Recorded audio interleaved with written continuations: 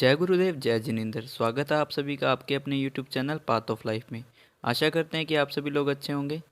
आप एवं आपका प्यारा परिवार स्वस्थ, सुरक्षित, सुखी एवं समृद्ध रहें, यही प्रार्थना। घर में बहुत सारी परेशानियां हैं, व्यापार नहीं हो रहा है, घर में काम काज नहीं हो रहे हैं, बच्चों की कोई तकलीफ है, दरिद्रता घर में पिंड नहीं छोड़ रही है, विभिन्न प्रकार की बीमारियों की परेशानी है, तो 1 करोड़ अलग अलग प्रकार के टोटके करने से अच्छा है अपने कुल देवता की कृपा पालो। जब कुल देवता कृपा कर देंगे, जब सूर्य का उदय होने के बाद अंधकार नहीं रह सकता, कुल देवताओं की कृपा होने के बाद घर में दरिद्रता, पीड़ा, संकट, उधारी, नुकसान, रोग, संकट कुछ भी नहीं हो सकता। अगर आपके घर में कोई प्रकार का संकट है, कोई परेशानी है, रोग है, तकलीफ है, बीमारी है, पैसों का तंगाई है, तो समझना कि कुल देवी की कृपा की कमी है। आज मैं एक ऐसी अचूक विधि बताने जा रहा हूं जिस छोटी सी विधि को करने के बाद 7 दिन के अंदर कुल देवता घर में दौड़ी दौड़ी आती है और आशीर्वाद शाश्वत रूप से देने के लिए वहीं ठहर जाती है। परंपरा से बताई गई सिद्ध विधि को विधिवत अचूक करोगे तो साधकों के मुख से सुनी हुई ये विधि आपके घर को कुलदेवी की कृपा से भर देगी। और ये विधि परंपरा से रहस्यमयी बताई गई दिव्य विधि को करने के बाद कुल देवता घर में निरंतर निवास करेंगे। तो इस विधि को करने के लिए आपको क्या करना है ये जान लें। बहुत छोटी सी विधि है। कई लोग जिंदगी भर कुल देवता की आराधना करते, पूजा करते, साधना करते, लेकिन मन में डाउट रहता है कि हमारे घर में कुलदेवी की कृपा है या नहीं। कई लोगों को ऐसे पता ही नहीं रहता कि हमारी कुलदेवी है कौन। कितने ही लोगों को कुलदेवता का पता तक नहीं है ना, कितने ही लोगों को मन में डाउट है कि हमने इतना किया, कुलदेवता का आशीर्वाद मिल रहा कि नहीं।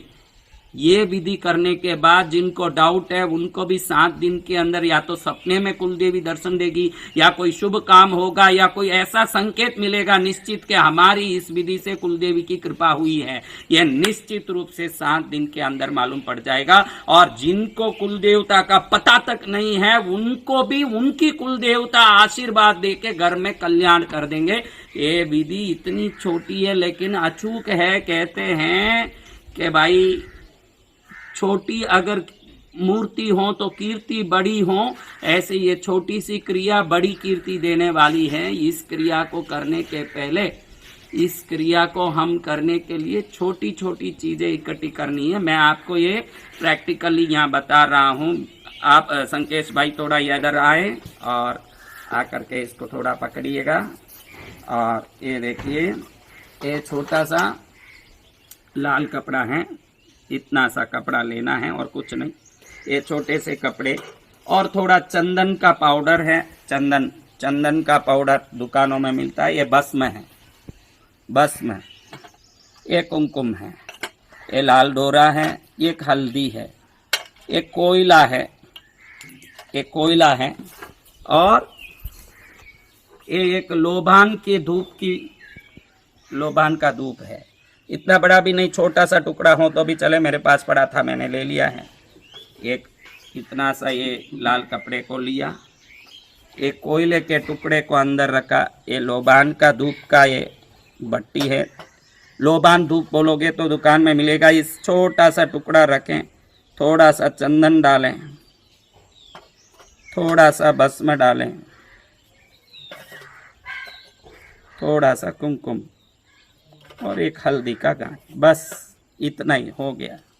और इसको ऐसे पोटली कर लें, इसका इसे पोटली कर लें। ये लाल डोरे को लें, इस लाल डोरे से इसको आप अच्छे से बांध दें ऐसे। आपको वापस बता देना चाहता हूं कि करोड़ प्रकार के अलग अलग क्रिया करने से अच्छा है अपने घर में कुलदेवता का आशीर्वाद शाश्वत रूप से बन जाए तो किसी दूसरी क्रिया की जरूरत ही नहीं है। क्योंकि जिस घर में कुलदेवता मजबूत रूप से बैठे हों तो उस घर को कोई भी किसी प्रकार से तकलीफ नहीं दे सकता। अगर कोई कुल देवता को बांध दिए हों, इस कारण से घर में परेशानी हो, तो वो बंधे हुए कुल देवता को भी मुक्त करने के लिए ये विधान बहुत ही लाभकारी है। वो कुल देवता जागृत होके आपका सब कल्याण करने लगते हैं। तो ऐसा महिमामय आपको ये क्रिया है। खाली देखिए, ऐसे हमने इसको डोरा बांध दिया है। खाली एक गांठ इसलिए दे रहा हूं कि वो खुल न जाए, अच्छे से बन जाए। इसको कौन बांधना है?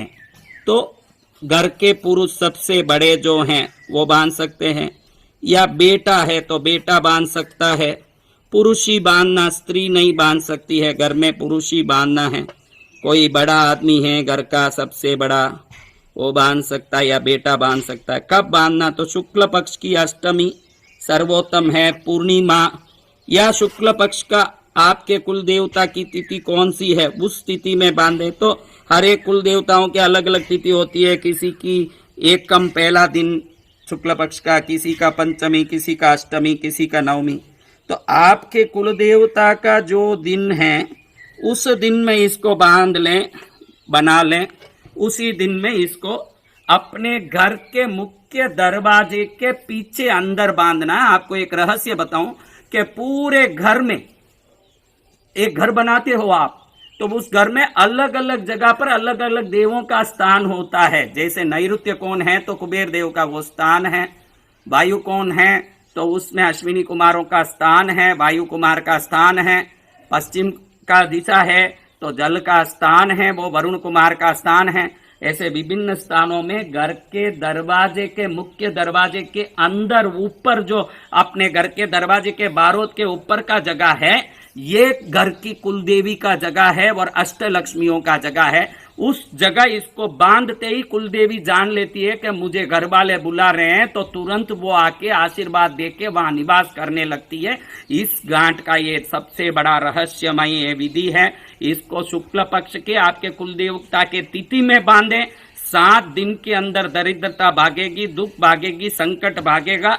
देखो, साधक कुछ भी बोलते हैं तो मात्र जन कल्याण और लोक कल्याण के लिए बोलते हैं। ना मैं 20 साल में कभी किसी से मोबाइल में बात किया हूं, ना कभी किसी से साबुन, कपड़ा या कोई वस्तु मंगाया हूं 20 साल में।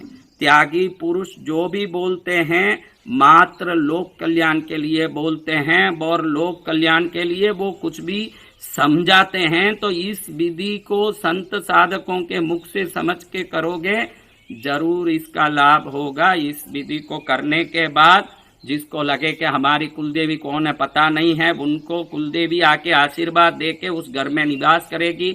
और जिन लोगों को अपनी कुलदेवी कृपा कर रही है या नहीं ऐसे संशय हो, उनका भी कल्याण होगा।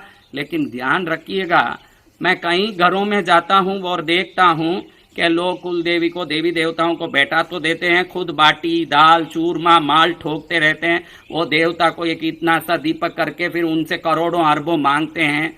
अगर आप अपने देवताओं की कृपा चाहते हो, कुल देवता की कृपा चाहते हो, तो कम से कम एक गुलाब का फूल चढ़ाओ, रोज धूप दीप करो, कुंकू की टिक्की करो, एक छोटी सी चांदी की बाटकी में जो आप खाते हो आपके लिए बनता है, उसमें पहला निकाल के गाय के लिए, दूसरा निकाल के कुत्ते के लिए, तीसरा निकाल के कौवे के लिए, चौथा निकाल के कुल देवता के लिए। सबसे पहले कुल देवता को वो रोटी सब्जी जो बने उसको आप निकाल के रोज चढ़ाओ। फिर आपके घर के पुरुष को, बेटे को वो प्रसाद के रूप में दो। वो खाने वाले प्रसाद कभी निरोगी रहेंगे, कभी उनको दरिद्र नहीं आएगा। चढ़ाना उनको है, खाना हमको ही है। कोई वो देवता आके खाने वाले नहीं, उनकी दृष्टि से तो वो और भी बड़ा प्रसाद बन के हमारा कल्याण करने वाला है। लेकिन कई घरों में मैं देखता हूँ इतना सा दीपक जलाते हैं, ऐसा करते हैं, आंख बंद करके खोले जब तक तो दीपक ही खत्म हो जाए, इतना सा तो 2 बूंद घी डालते हैं और दुनिया भर का वहां खड़े होके मेरे को अरबोपति बना दो, मेरा रोग मिटा दो, मेरा संकट मिटा दो। अरे किसी से कुछ मांग रहे हो तो पहले उनकी भक्ति तो अच्छे से कर लो। पहले कुमकुम की टिक्की करो, फिर कुछ पुष्प चढ़ाओ, बढ़िया धूप करो, एक दीपक करो, फिर कुछ नैवेद्य गरम चढ़ाओ, फिर भक्ति करके उनसे मांगोगे तो भक्ति का परिणाम भी शुभ आएगा। खाली सूखा पड़ा हुआ आपके देवों का स्थान और दुनिया भर का मांगने उधर दौड़ोगे तो कुछ नहीं होगा।